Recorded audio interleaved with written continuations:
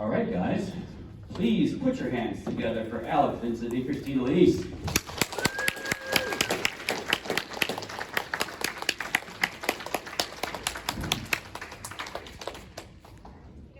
Thanks for that.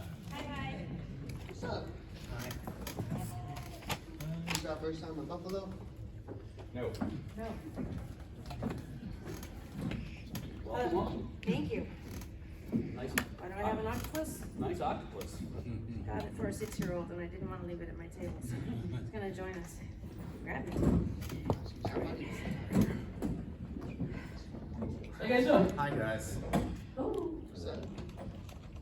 How's the con going for you guys? all right. Yeah, going good. How are you? Just great, thank you. Okay, good. Thanks for taking the time to chat with us. Happy to. So first I want to ask you both, obviously we're going to talk a lot about Child's Play. You both joined your franchise at different times. What were your first initial thoughts with the screenplay? Like, what were your first thoughts when you first read the script? And I'll start with you. For me, it was kind of interesting, that script, because that was right around the time that I was learning to read. So I read that, the whole script many, many times, to the point of memorizing everything, everybody else's lines, all my lines. And then when people would ad-lib a little bit, I would very precociously say, "That's not how you say it." But then they went and made revisions on the script too, and that really threw me for a loop. I wasn't expecting that. I remember being upset about it. So you obviously joined in the second film. What was your familiarity with the first film, and what was your editing process like for the second? I had not seen the first one until, I think, definitely maybe in the audition process, maybe even after I got the job. Because it wasn't like it is now, you had to go to Blockbuster and hope that the one VHS tape they had was in stock, and so it wasn't like you could just click on and stream it at will, I read for it, I didn't get it, and they read a bunch of other people, and they decided they were going to do a second pass and reread the people that were near misses the first time. And so I got to go in, and I happened to be working on an episode of Baywatch at the time, and I was feeling like cocky and employed, And so I think I brought that attitude into the second audition. I was like, "Fuck you guys! I have a job. I got somewhere to go." And I think they liked that. They liked that attitude. Yeah. It's endured, obviously, for many decades now. What is it about your character in particular that think has resonated with fans? With fans? Yeah. Well, for Andy, I mean, he's the innocence opposite Chucky's evil. Not that many people in the first film had the experience of rooting for Chucky to kill the little boy. Some of you did, but not that many. So yeah, being the lead protagonist and also nemesis of Chucky himself, I think they connected with Andy a lot. How about yourself? I think she's sort of the fantasy older sister that people, want to have, and I think to have these two kids on their own fighting Chucky without an adult to assist, I think people will enjoy that. That was a good question too. We didn't ask that. Oh, thank you. Yeah, I appreciate that. Thank you. Going into the second film, were you concerned at all about? You said you weren't that familiar with the first film to begin with. Were you aware of the popularity of the film going to? Were you concerned about the sequels can be hit or miss? No, I was a beginning actor, and Right. just getting a job was Right. the most exciting thing in the world. It didn't matter what it was. I get an episode of fucking Matlock or Father Dowling Mysteries and be excited, Right. It's work. This is a better job than that, obviously, and I don't die in it, so there's the excitement of yet, work down the line. Who could have seen where it ended up going? Right, yeah. No one could have anticipated where it put us today, but yeah. Did I finish that thought? I think you're good. Thank you. Was there any kind of pressure on you for? You're young. You're basically carrying a film. There's animatronic. There's an animatronic, doll we'll carry, but really, is there a film? Was there any kind of pressure at all as a child? There was in the second film. The first one was like the first real thing that I did. I did a couple commercials before that, was on a soap opera, but, it was the first film that I ever did, so I didn't really know how it would go or what to expect. I knew I had a big role, I knew I was the lead character. But for Child's Play 2, I actually was the lead, #1 billing. I was in almost every scene in the film. So yeah, that felt a little more, and plus I understood a small concept at least of what audience reaction is. You know, back then, when you're not online, you don't really know too much about everyone's opinion about it. But I did know that the film was popular and that it was made money and that they wanted to make another one. So I did feel a little more pressure about that. I was taking it seriously. I fooled around a lot, but I also took it maybe a little too seriously. What was the reaction from fans for you, at least after the second film? I mean, it did well. It did, yeah. I was in a vacuum. There was no social media, so like he said, there's no instant information coming your way. I didn't have any experience. It wasn't a huge hit or anything. It wasn't like it was E.T. Right. So I didn't get recognized in the street, or didn't really improve the quality of the auditions that I got. It didn't really do anything significant to change my life in the way that it ultimately has, you know. But at the time, no. And I never felt any pressure. I've never in my life felt any pressure in regards to the success of a project. I never felt like that was my job. Right. What do you think? What is about the franchise you think that has lasted this long? What set it apart from some of the ones? I mean, there was slasher and horror films were, I mean, a dime dozen back in the '80s. Yeah. But there were a few that rose to the top, including Child's Play. What do you think? What it was about that resonates?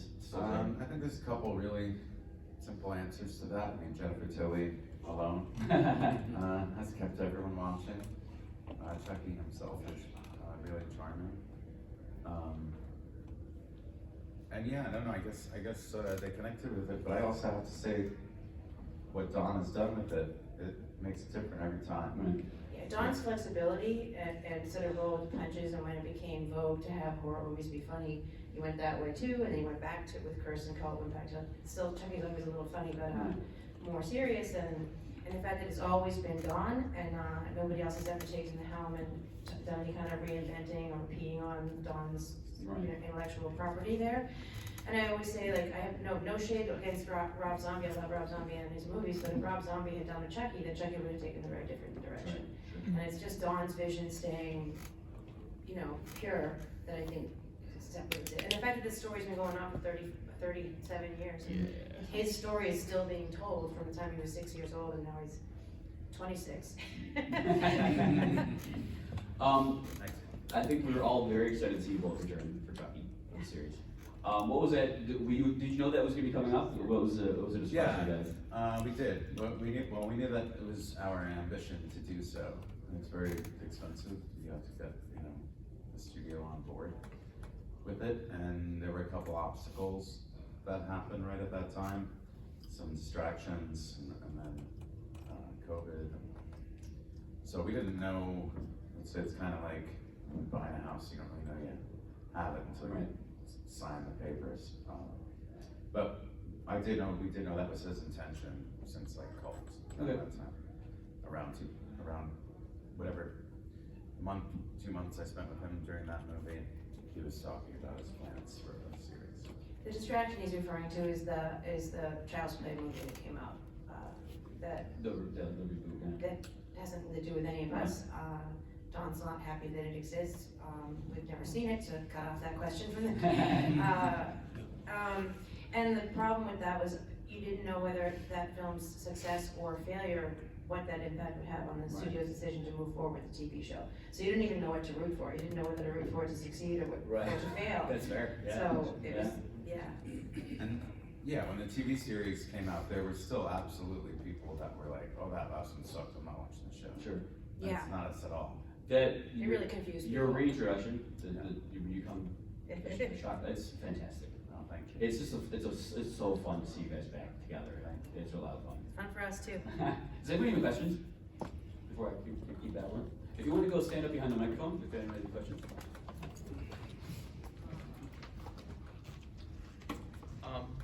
Hi, so my question, is, like, when they went to do the third one, which they did the big time skip, was there any talk of them originally doing, like, you and having them just continue, like, where? No, I thought that would maybe be what would happen. I didn't, it kinda didn't dawn on me at all that they would replace Andy until they did.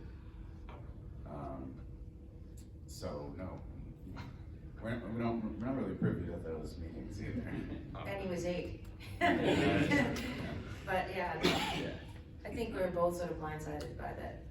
Yeah, it's because it would have made more sense, and just do like 5-year time skip than of Andy like being in high school. I think he was in high school at that time, but Everything got us where we are. it would just made more Yeah. sense to just do it the year of when it came out, like you did the first 2 movies. If I've forgiven them, you can too.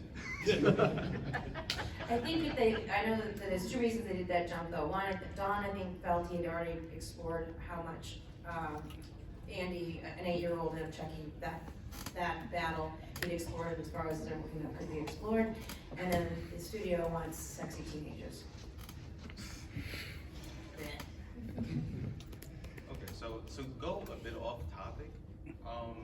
So as far as like upcoming actors and things of that sort, do you have any like pointers or tips? You know, it's a really difficult business, and you can't really separate the show from the business. It's all, you gotta take one with the other. So there's challenges that you don't anticipate. You have to stay really, really vigilant. You have to do it because you love doing it, not for any delusions of a lot of money, like that. That's really rare. So yeah, you gotta be the type of person who would do your friend's indie film for free because you want to. Yeah. I would take acting classes, all the time. There are people that are very famous that still take acting classes because it's just a great exercise. You can learn so much. It's also a great resource for you if you're in a local, if you're in Buffalo, whatever. The other actors in that class may have contacts for you, an agent you could meet, a headshot photographer, that kind of thing. Or be making projects, independent projects that you could work on. The other thing I would have you do is develop secondary skills in the same field, so like learn screenwriting, cinematography, sound recording, other things that can be done on the set. It's good to have more than one skill. And try shooting your own things. So I shot a short film in my house. It's called Bathing the Single Girl. If you go to bathingbook.com, the little hamburger menu, this one tab says the film. It's a 10-minute film. I shot it entirely in my house. I'm the only actor in it. I wrote it, directed it, produced it, and I did 100 film festivals with it. So I shot it for pizza and beer, you know, so it can be done. So check it out and think of doing that kind of thing yourself. so you would say like PA is a good like side work on Yeah. top of. Yeah, you learn a lot. All right. Yeah. Thank you. I wanted to be a director, not an actor, and then I couldn't figure out a way to do that because I couldn't afford to go to film school. And I said, fuck, I'll just be an actor then, because I'll be on a set and I'll learn how to be a director that way. And then I just enjoyed acting more than I thought it would. So same thing could happen to you. You can get on a set and see other departments, the property master, pardon me, you know, all grips, electric, all the things, set decoration, all things that you could go, I never thought of that as something I'd like to do, but look at it, I think I want to do that instead, so, or both. Okay. Thanks, sir. Appreciate it. Thank you. Hi. Hey, Hey. there we go. Yes. Alright. What scene from, like, what was your favorite scene that you worked on? Like, it could be from any of the movies or the series. Like, what was your favorite scene to work on and enjoy? I'm pretty fortunate that I've had a lot of really good ones over the years. But I like that scene in the little asylum room in Cult of Chucky. I get to stomp Chucky's face in. I really did. It's all practical effects, so I really did that. I really did rip a gun out of his stomach. Yeah, that was really fun. I've been smoking a joint with him, maybe comes in second. I kind of like the scene in Child's Play 2 or at night where Kyle's on the swing and she's smoking a cigarette and she inadvertently uncovers the Tommy doll that Chucky has killed. And you see her start to realize that maybe something really is up and he's not crazy. So it's where her storyline changes in that scene, and I like that scene a lot. Those were both great scenes. For That's a good question. Child's Play 2, by the way, here's another side answer to that. My favorite scene with us together is that doing the laundry interface, yeah, definitely. He wrote the, I read a joke. when you're saying name backwards, that. I was telling dad jokes at 8. Thank you. Thank you. Alright, so my question is to both of you, were there any scenes that in peculiar that, every now and then made you look at Chucky like as if, oh shoot, he might be real, but then you realize it's just a movie, but it just made you a little nervous around him? So the answer is absolutely no. But if there were one, it would be the scene from season 3, episode 3 of last year, 2 years ago. Getting stabbed in the face. I was really strapped to that bed for like 7 hours. There was really blood all over me. It wasn't mine, but. The puppeteers can make the doll do anything they want. And so in the car scene in Child's Play 2, when they're moving the camera and doing different setups, I'm sitting in the car with the doll, and the puppeteers were having the doll reach over and feel my leg and like caress my thigh and flirt with me. And so I was like, if you're gonna flirt, I'm gonna get a kiss. And so they didn't, and they had him lean in to get the kiss, and I have that picture on my table. So yeah, it's really cool when you see him just sitting there inanimate, and then suddenly he comes to life. It's pretty compelling. It's pretty good, yeah. Alright, one more question. Sure. I don't remember, hold on. Were there any pranks played with the Chucky doll at some point on the set? Was he ever put in like one place that might have freaked anybody out, you know, just as a joke? Yeah, not anything in particular that I remember. They made a maze of these good guy doll boxes at one point, in one of them. No one's afraid of him in real life. Yeah. It's, Well, that makes sense. you know, it's like a sex scene is like the least sexy thing you can ever be present for on a set, you know? It's just all smoke and mirrors. Well, thank you guys. Thank you. By the way, this is the best person I've ever seen answer questions. You don't speak often usually. My question to both of you guys is, did you guys ever think you would become actors? Wouldn't it be really funny to find out that's how Jason sounded?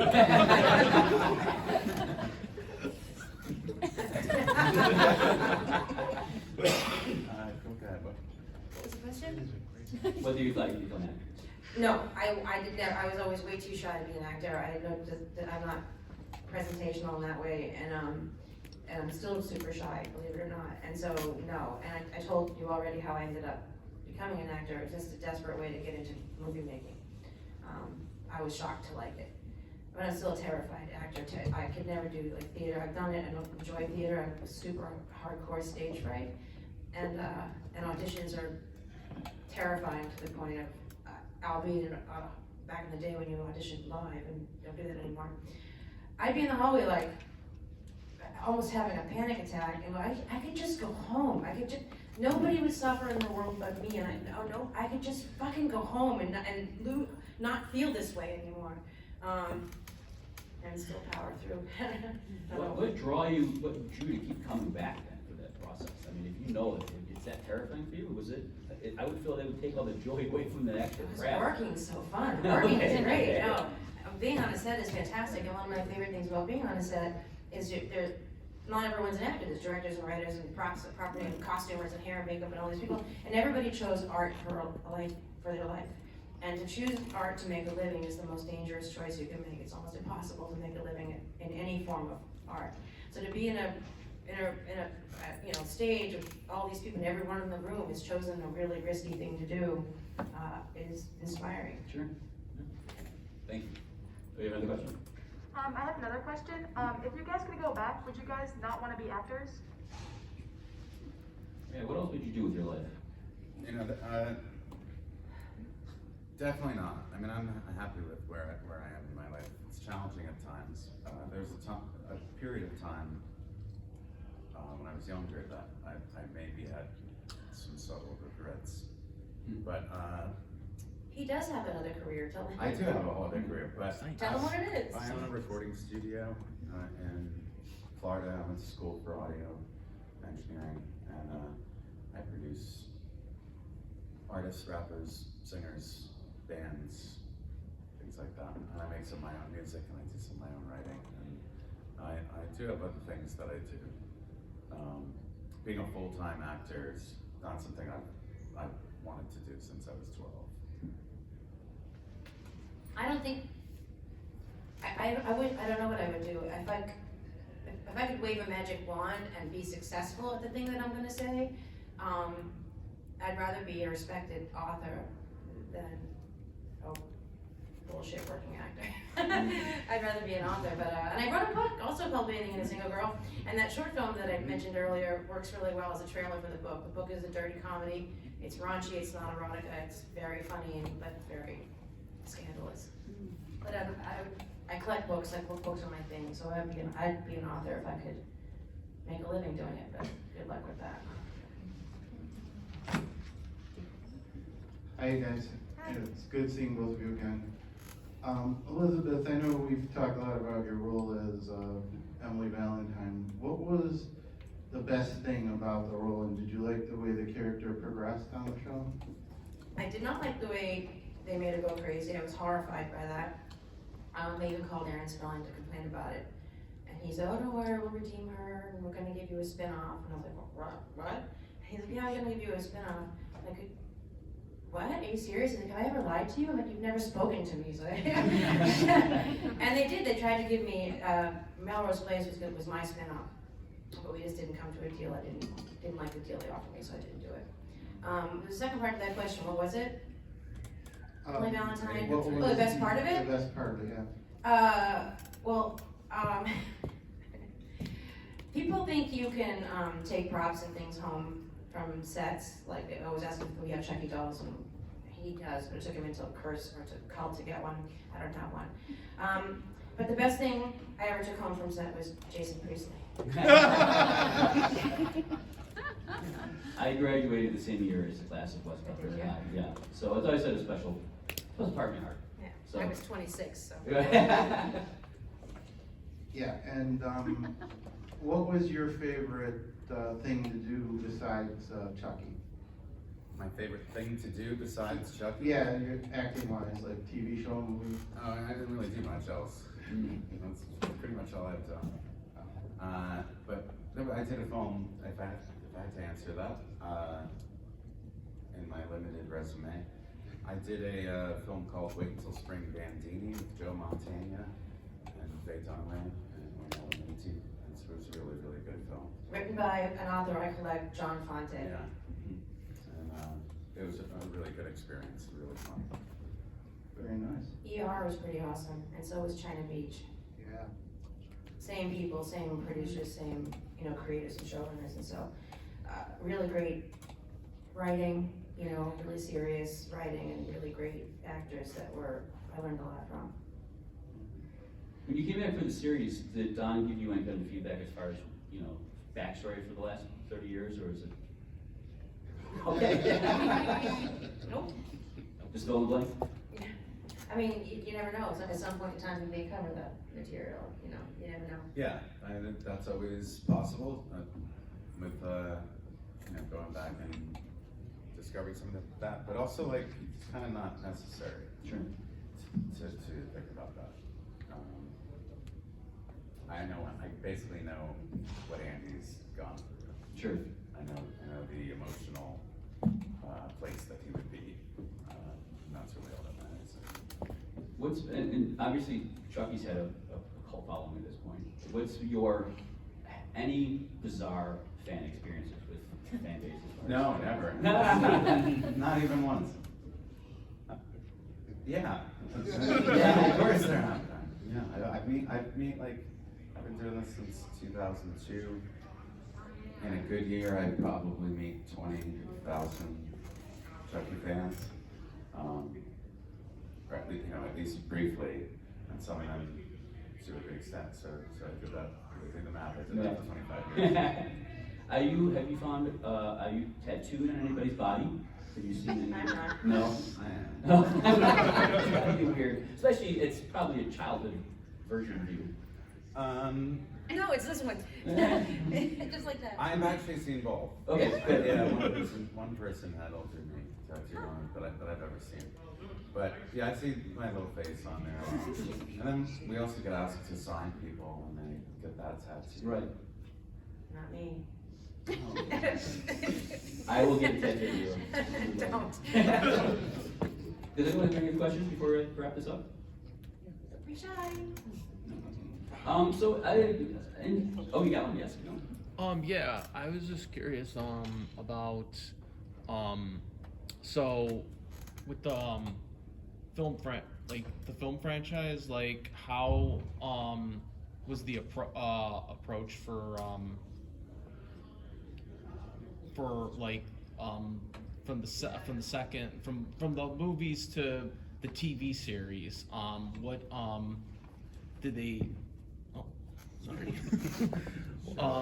The approach of going back, because obviously then there was the Netflix movies too that came in, translationing from that to what they were doing in the TV series, because obviously there was a lot of different elements, and as well as the unanswered questions that were going in from the movie to the TV series transition.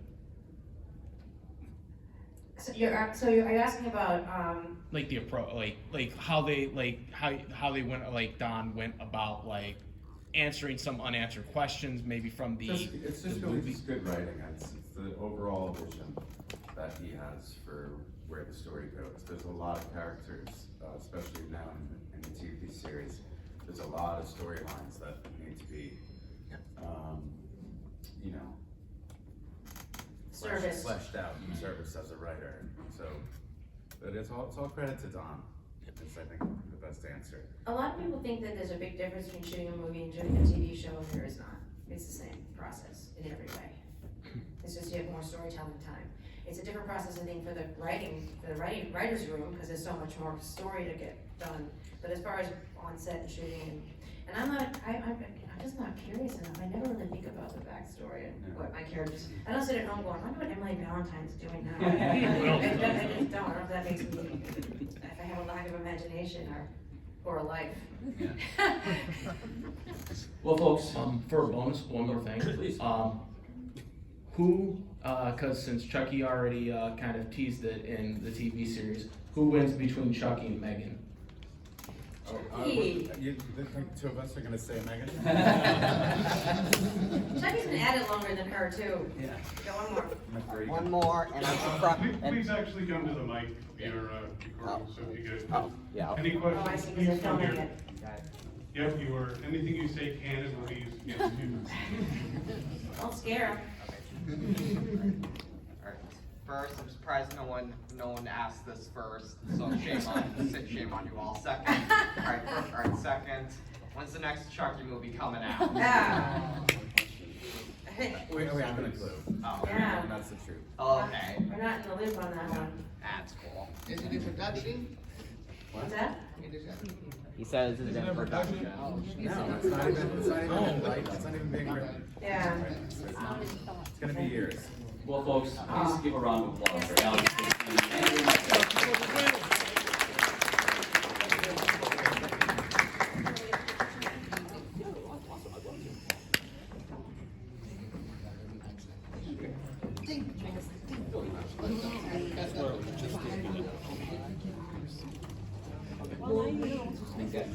Thank you. Nice job.